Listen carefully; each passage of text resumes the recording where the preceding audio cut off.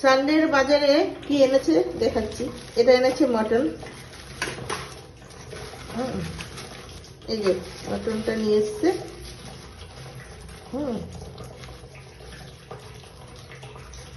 খুলতেই পারছি না।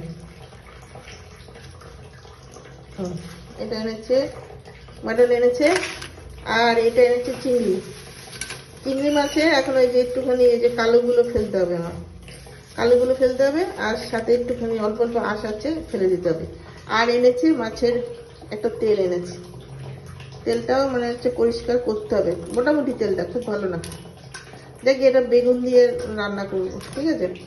তোমরা বলবে হ্যাঁ সানডের বাজারটা কেমন আছে। দেখো মটনটা ভালোই এনেছে, এই একটা আছে নাল্লি পিস আছে, আর চর্বি টর্বি আছে, মোটামুটি খারাপ হয়নি মটনটা।